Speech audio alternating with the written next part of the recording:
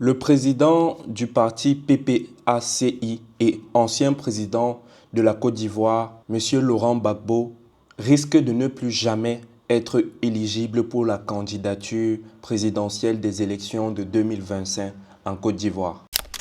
Face aux différentes stratégies visant à déstabiliser ou mettre mal à l'aise au maximum possible les différents pays de l'AES, à savoir le Mali, le Niger et le Burkina Faso, ceux-ci préparent un coup de génie sur le plan géostratégique et économique.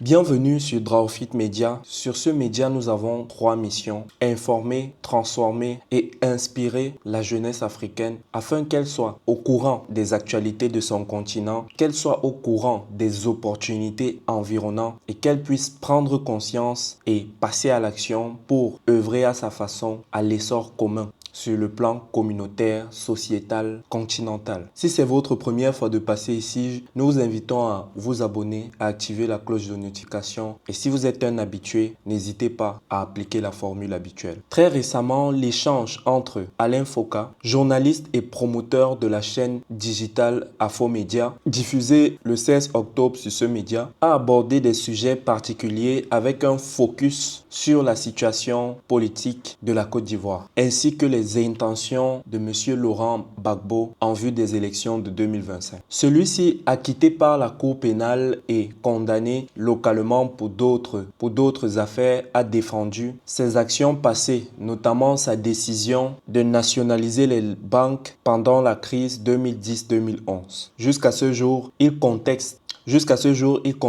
l'accusation de braquage, affirmant qu'il s'agissait d'un acte de nécessité pour permettre de payer les salaires des fonctionnaires de son gouvernement. Ceci dans un contexte de pression internationale visant à l'affaiblir politiquement. Il a aussi signifié son engagement farouche à poursuivre sa lutte politique jusqu'à la fin de sa vie, se référant au combat pour la justice et dignité de l'Afrique, inspiré par des figures comme Kwame Nkrumah et Patrice Lumumba. Il critique également des institutions comme la CEDEAO et les pressions qu'il attribue à la France. Et il refuse l'idée de passer le flambeau lorsque certaines opinions parlent de son âge, en affirmant que sa mission est toujours d'actualité. Cet entretien a suscité de vifs débats sur le retour de Gbagbo dans la sphère politique ivoirienne, à un moment où la question de succession et des candidatures pour 2025 fait l'objet de spéculations intense, y compris concernant le président sortant, M. Alassane Ouattara. Cependant, l'ancien président ivoirien et actuel chef du Parti des peuples africains de Côte d'Ivoire, PPACI, a été désigné par son parti comme candidat pour l'élection présidentielle 2025, mais une condamnation à 20 ans de prison en 2018 pour le soi-disant braquage de la Banque centrale des États de l'Afrique de l'Ouest à la suite de la crise post-électorale 2010-2011 le rend actuellement inéligible. Cette condamnation entraîne en effet une perte de ses droits civiques et même si le président Alassane Ouattara l'a gracié en 2022, cela ne supprime pas ses antécédents judiciaires, ce qui limite toujours son éligibilité légale. Alors le PPACI cherche activement à faire réintégrer Gbagbo sur les listes électorales et considère sa condamnation comme politiquement motivée. Pour les partisans de Laurent Gbagbo, cela traduit une volonté de barrer son retour politique. Malgré ces obstacles, ils espèrent une évolution qui permettrait sa candidature en insistant sur l'idée de réconciliation nationale. Le gouvernement ivoirien a confirmé que l'inéligibilité de Gbagbo découle d'une décision judiciaire et qu'il serait tenu de respecter cette situation à moins d'un renversement de décision à l'avenir. Quel est votre commentaire vis-à-vis de cette actualité? N'hésitez pas à le mentionner juste en bas.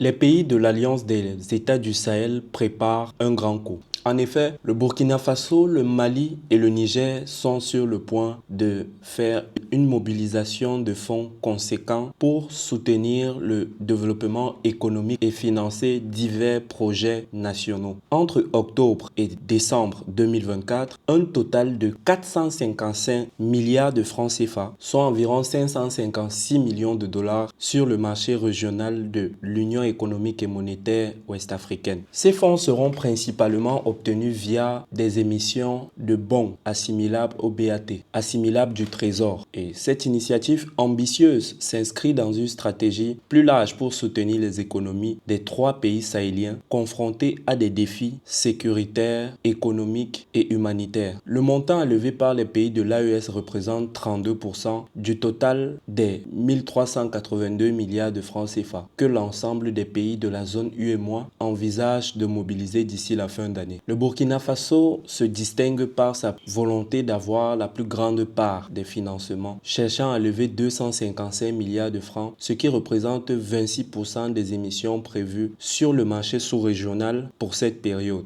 Et cette somme sera repartie entre 60 milliards de francs CFA à travers le BAT et 165 milliards à travers le OAT. Et ceci permettra à Ouagadougou de renforcer son économie tout en finançant d'importants projets de développement essentiels à la relance de son tissu socio-économique.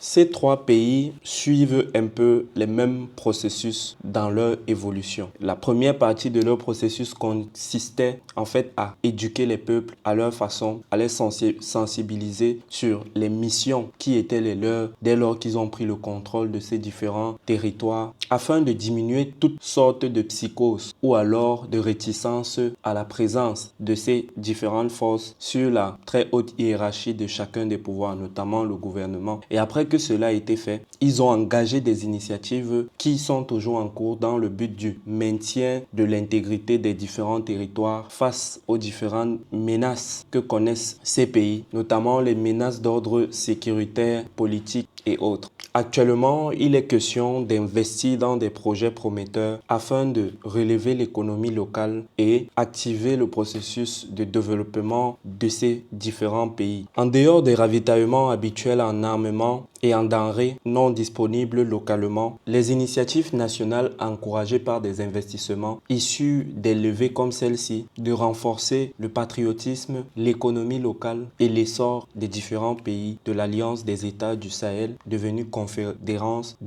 confédération très récemment, présidée pour son lancement par le président du Mali, le colonel Assimi Goïta. Quel est votre commentaire par rapport à ces différentes actualités qui sont en train de se dérouler du côté de l'Afrique de l'Ouest? N'hésitez pas à les développer en commentaire et nous vous invitons à vous abonner aussi sur notre nouvelle chaîne exclusivement dédiée à la santé. Il s'agit de la chaîne Protéines. Vous pouvez retrouver le lien juste en barre de description et c'est le média qui va s'intéresser à tout ce qui vous peut permettre d'avoir une bonne hygiène de vie, d'éviter les maladies et de connaître un peu mieux son corps humain. Merci Drawfit Media, Dream and Work for It. Rendez-vous pour de prochaines productions. Vous rêvez d'écrire un livre, mais vous ne savez pas par où commencer. Vous êtes écrivain en herbe, entrepreneur, cherchant à partager votre expertise ou simplement passionné d'écriture.